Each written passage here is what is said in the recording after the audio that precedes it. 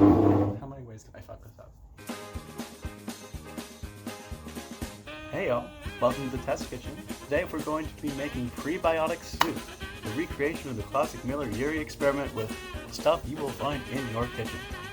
Now before we get started, make sure you've got your proper PPE on, because we're going to be handling things that are slightly corrosive and occasionally combustible.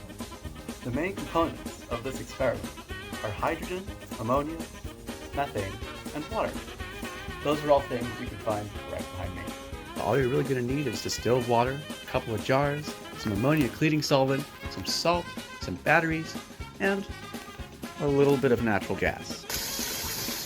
Then you're going to put it in a setup like this, with the negative terminals facing inside the jar, and because hydrogen is positively charged, you'll be attracted to the negative terminals, and we'll get oxygen coming off of the positive terminals, but we don't need that, so we can let it just bubble off. The next step is to fill up our test jar and reservoir with water, just to make sure that as little contaminating air exists in there as possible.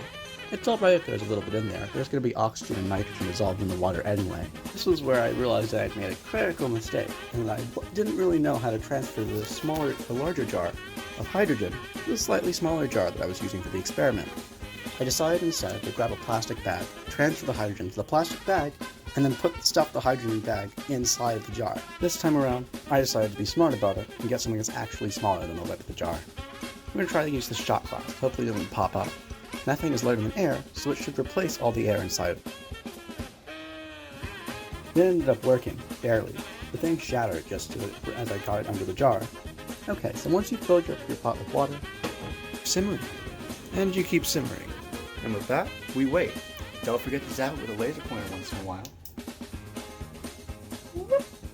The top of the jar was a good enough holder for the ice.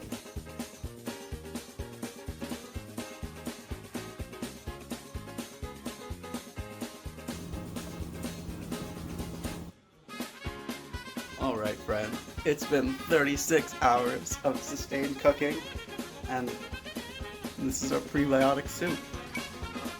Lovely.